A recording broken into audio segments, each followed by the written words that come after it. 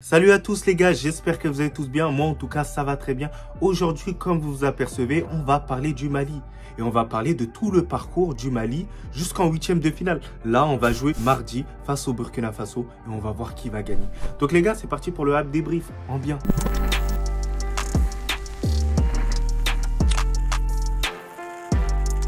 Donc les gars, pour commencer par rapport au parcours du Mali et apporter vraiment toute mon analyse par rapport à la situation et savoir si je suis de plus en plus rassuré quant à la victoire du Mali en Coupe d'Afrique des Nations, bah c'est tout simple. On a commencé notre parcours avec un match face à l'Afrique du Sud. On a joué à Koroko et on sait très bien que c'est proche du Mali. Et j'attendais beaucoup plus de choses en termes de jeu. J'ai été assez déçu en termes de jeu. J'ai trouvé que les Africains du Sud, vraiment sur l'étendue du match, ils ont été beaucoup meilleurs que nous en termes de jeu. Après, au niveau dispositif, on sait très bien qu'il manquait pas mal de joueurs. Des joueurs comme Camara qui sont énormément majeurs, des joueurs comme Moussa Diarra. Donc ça fait qu'on a mis Falaye Sako à un poste où il n'est pas forcément habitué en sélection. Je sais qu'à Montpellier, il a tendance à jouer que ce soit à droite, à gauche. Mais bon, au Mali, ça reste quand même nouveau. Et surtout sur un dispositif, vous savez, en 4-4-2 en losange. On sait très bien que là, le latéral doit avoir une certaine autonomie et une certaine dextérité technique. Ce n'est pas non plus le fort de Falaye Sako. Il a d'autres qualités vraiment exceptionnelles. Mais ça rentre pas énormément dans ces qualités-là. Après, je comprends néanmoins Eric Schell, vu que Moussa Diarra, il était blessé. Mais heureusement que Moussa Diarra, il est bel et bien de retour. Donc, heureusement qu'il y a eu ce penalty raté de l'Afrique du Sud. Franchement, imaginez-vous, il marque ce penalty, ça nous aurait mis dans une situation un peu compliquée. Ça nous aurait mis davantage plus de pression, comme les Tunisiens qui se sont malheureusement fait éliminer. Parce que les Tunisiens, faut pas oublier qu'ils ont quand même perdu contre la Namibie. Puis ensuite, ça s'est enchaîné, ça a été assez rapide. Et donc, on a eu un deuxième match, ça a été la Tunisie. Voilà, c'était un match assez fermé, assez tactique. Le nul arrangeait à peu près les deux équipes. La Tunisie essayait de ne pas trop se dévoiler face à l'équipe du Mali parce qu'ils savaient très bien qu'une deuxième défaite, c'est élimination directe. Et du côté du Mali, savait très bien que avoir ce match nul et ensuite assurer un dernier match leur permettrait d'être qualifiés et d'être en première position. Donc le match, il était assez fermé. Je vous cache pas qu'en termes de jeu, j'ai été assez déçu. Le but qu'on encaisse, j'ai été assez déçu par rapport à tout ça. Mais bon, on va se dire que c'est un Mali-Tunisie. On sait très bien que c'est assez fermé. Voilà. Donc le troisième match, c'est contre la Namibie. On était dans une situation comme ça où, normalement, le Mali, ils doivent battre cette équipe de Namibie qui n'a tout simplement pas le niveau. Et on a pu le voir par la suite avec la défaite qu'ils ont eue contre l'Angola, 3-0. Mais j'ai trouvé que c'était un match assez fermé. J'ai trouvé que les joueurs de Namibie ont failli quand même battre le Mali sur certaines actions. Heureusement que Djigui Diarra il fait un arrêt au bon moment. Malheureusement, il y a eu énormément d'occasions ratées de la part du Mali. Franchement, on va pas dire qu'on a fait exprès de rater ce genre d'occasion. Mais après, les points positifs que j'ai vus à travers ce match-là, c'est l'entrée de Mohamed Camara. Mohamed Camara, mais qu'est-ce qu'il est étincelant en termes de jeu. Voilà, c'est simple, c'est rapide. Et en plus, il permet aussi à Bissouma de un peu plus souffler. C'est vrai que Bissouma, il revient peu à peu de son palu. C'est vrai que ça affaiblit énormément un joueur. Mais bon, on a senti qu'avec un Camara, il y a un peu plus d'automatisme. Les joueurs sont beaucoup plus en confiance. Et on sent que la récupération se fait beaucoup plus haute. Et aussi, la deuxième bonne nouvelle, c'est qu'il y a eu le retour de Moussa Diarra. Moussa Diarra qui est un latéral gauche de métier. Moussa Diarra qui a des aptitudes au niveau défensif. Ça va faire énormément de bien aussi, notamment pour les combinaisons. Donc j'espère qu'il arrivera encore plus à rentrer dans la compétition. Après, comme je vous ai dit, moi en termes de jeu, pour l'instant le Mali ne m'a pas énormément rassuré. Après, moi je pense que le Mali n'a pas montré aussi toutes ses forces, n'a pas montré aussi tous ses atouts. Donc franchement, je souhaite vraiment une réaction beaucoup plus positive face à cette équipe du Burkina Faso.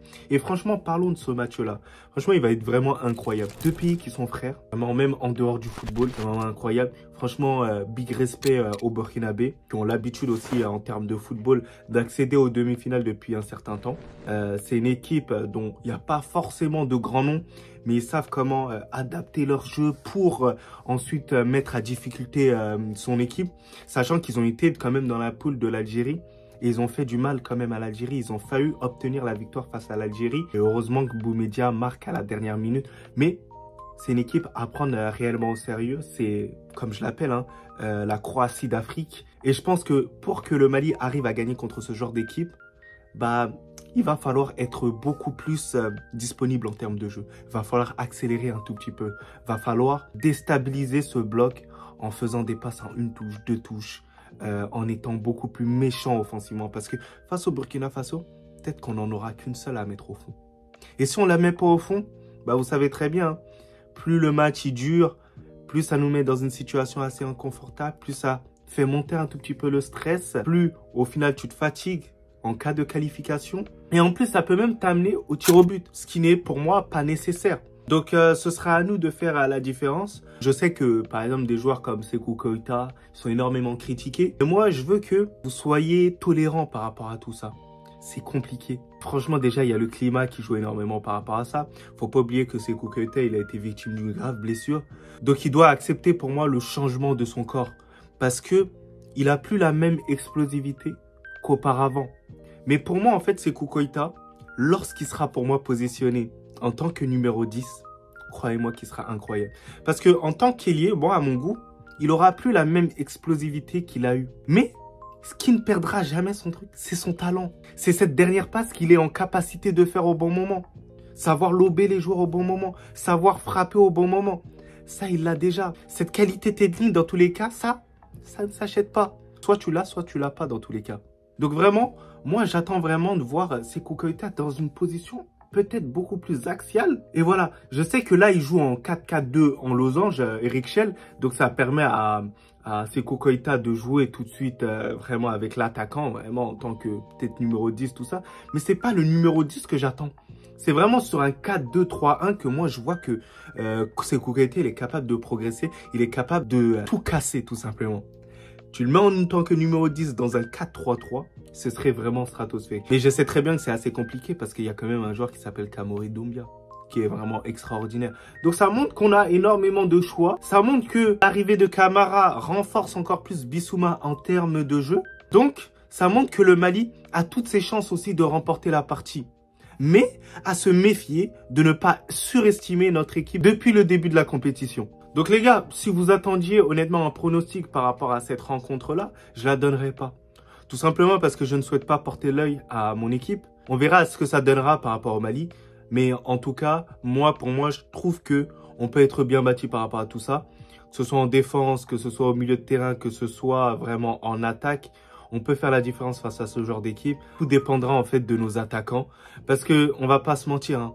Les gars, notre faiblesse, c'est vraiment notre attaque. C'est vrai que, voilà, même si on le critique énormément, hein, Alassane Plea, qui serait venu en sélection, ça aurait fait du bien. El Bilal Touré, ça aurait fait énormément de bien. Parce que ça reste quand même un attaquant assez performant et assez bon techniquement. Mais bon, on les a pas là pour l'instant. Donc c'est à ceux qui sont présents de répondre présent sur ce genre de match. Et franchement les gars, qui passeront et qui regarderont cette vidéo-là, essayez de rendre fier le pays. Vous voyez la situation actuelle du pays? Vous vous rendez pas compte à quel point le football peut faire du bien à énormément de personnes. Il peut réveiller énormément de personnes. Il peut être source de motivation pour la jeunesse. Donc les gars, lâchez pas. Il y a tout un peuple derrière vous. Et quoi qu'il en soit, qu'il y ait défaite ou qu'il y ait victoire, moi je veux absolument qu'il y ait la manière dans tous les cas. Que chaque joueur se sont battus jusqu'à la fin. Et après, dans tous les cas, on restera toujours derrière vous. J'ai vu énormément d'éliminations du Mali, mais j'ai toujours été derrière le Mali. Et la première fois où on va gagner la CAN, je serai là et je serai fier. Parce que on a tellement souffert. Il y a eu un dur labeur après ça. Donc lâchez rien, on est tous derrière vous. Un peuple, un but, une foi. Mais sinon en vrai, ça à toi. Moi en tout cas, on bien, alhamdoulilah.